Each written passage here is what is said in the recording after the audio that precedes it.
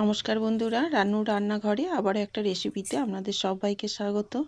বন্ধুরা দেখুন, এখানে আমি দুটো বেগুন নিয়েছি। আজকে আমি এক ফোঁটা তেল না দিয়েও বিনা তেলে বেগুন ভাজবো। তো আপনারা ভাবছেন তেল ছাড়া কি করে বেগুন ভাজা হয়, তাই না? তাহলে প্রথম থেকে শেষ পর্যন্ত ভিডিওটি দেখার অনুরোধ রইল, তাহলেই বুঝতে পারবেন কিভাবে তেল ছাড়া আমি বেগুন ভাজছি। তো বন্ধুরা, প্রথমে বেগুন দুটোকে আমি ধুয়ে নেব। তো কারণ আমি বেগুনটা কাটার পর আর ধোবো না, তাই আমি বেগুন দুটোকে ধুয়ে নিলাম। এবার একটা সুতির ন্যাকড়া দিয়ে বেগুন দুটোকে মুছে নেব।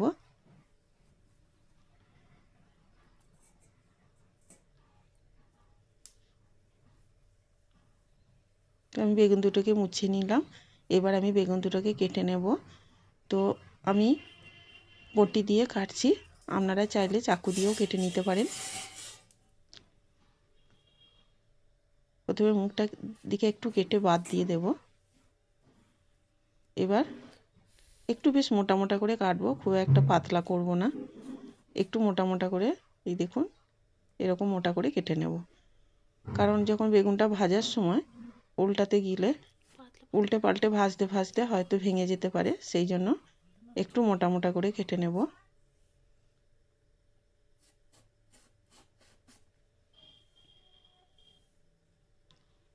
তো আমার এখানে যটা লাগবে আমি তটাই নিয়ে নেব। প্রথমে আমি কেটে নিই বেগুনগুলোকে। তো একটা কেটে নিয়েছি, এটাকেও ওরকম একইভাবে কেটে নেব, একটু মোটা করে।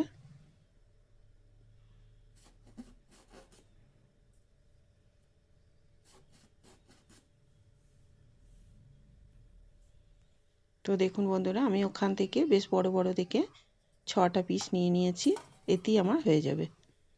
তো এখানে একটা বাটি নিয়েছি, ওটাকে এক সাইডে রেখে দিলাম। এবার একটা বাটির মধ্যে আমি নিয়ে নিলাম 2 চামচ বেসন। 2 চামচ বেসন দিয়ে দিলাম। আর দিয়ে দেব 1 চামচ চালের গুঁড়ো। 1 চামচ চালের গুঁড়ো দিলাম। দিয়ে দিলাম একটু হলুদ।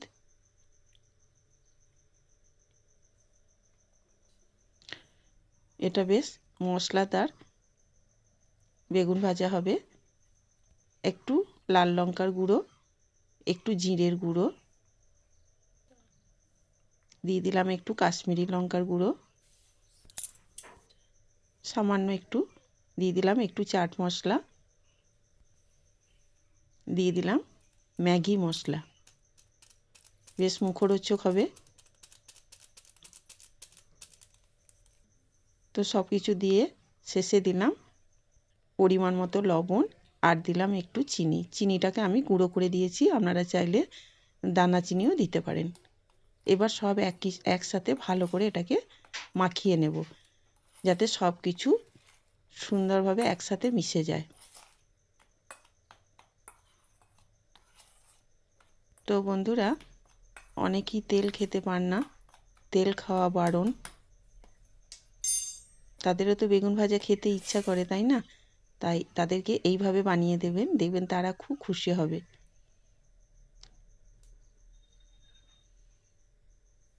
এইভাবে একটা করে বেগুন নেব, আর এইভাবে আমি যে মশলাটা বানিয়ে রেখেছি, বেসন আর মশলা দিয়ে যেটা বানিয়ে রেখেছি, ওইটা একটা করে বেগুনের মধ্যে এইভাবে আমি লাগিয়ে দেব।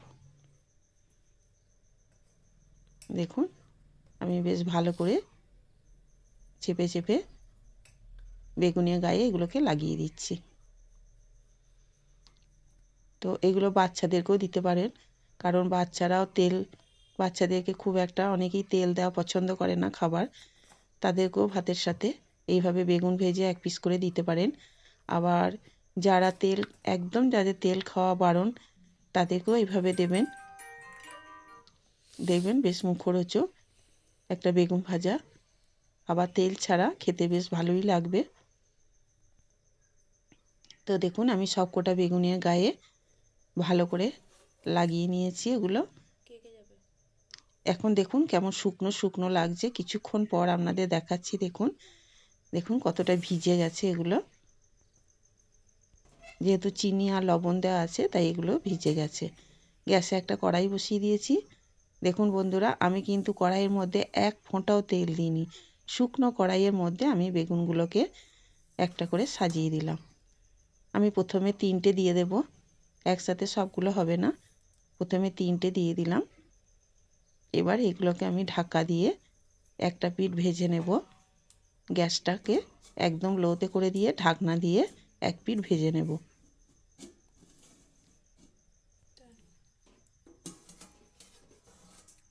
তো কিছুক্ষণ পর দেখুন ঢাকনাটা খুলে নিলাম। এবার এগুলোকে আমি উল্টে দেব।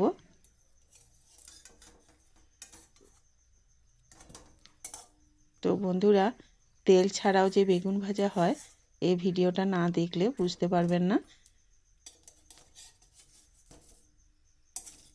আর কত সুন্দর সিদ্ধ হয়ে যাবে দেখবেন বেগুনগুলো। তো এক পিঠ উল্টে দিয়েছি, আবারও ঢাকা দিয়ে অপর পিঠটা একইভাবে ভেজে নেব। আবারও কিছুক্ষণ পর ঢাকনাটা খুলে নিলাম।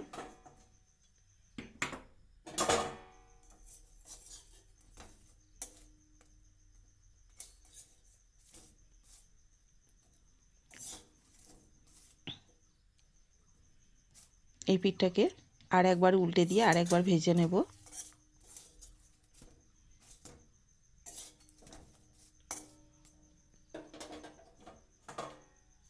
আবার একবার ঢাকা দিয়ে ও পিঠটাকেও আর একবার ভালো করে ভেজে নেব।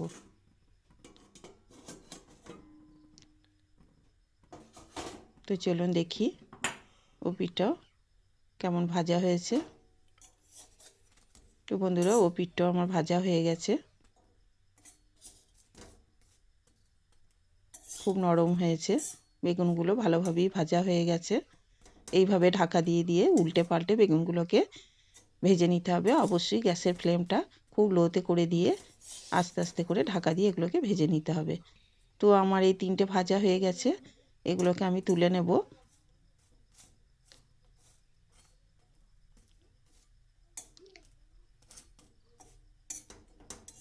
এই 3টে আমি তুলে নিলাম।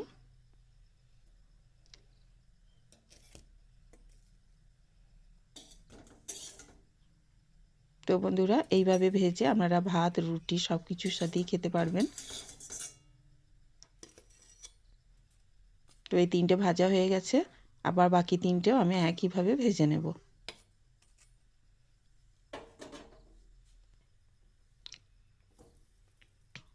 দেখেই বুঝতে পারছেন বন্ধুরা, আমি কিন্তু কড়াইয়ে এক ফোঁটাও তেল ব্যবহার করিনি। একদম শুকনো কড়াইয়ের মধ্যে আমি বেগুনগুলোকে দিয়ে দিলাম।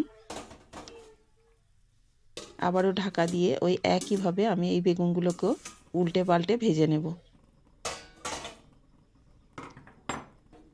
তো বন্ধুরা, রেসিপিটা আপনাদের কেমন লাগলো? ভালো লাগলে অবশ্যই লাইক, কমেন্ট, শেয়ার, আর চ্যানেলে নতুন বন্ধু থাকলে অবশ্যই আমার ভিডিওটি সাবস্ক্রাইব করে দেবেন, চ্যানেলটিকে সাবস্ক্রাইব করে দেবেন।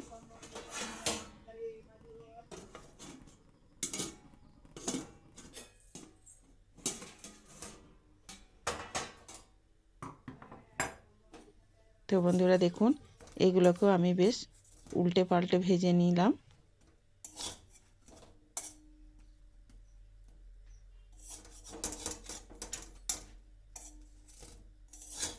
তো এগুলো আমি তুলে নেব, এগুলো আমার ভাজা হয়ে গেছে।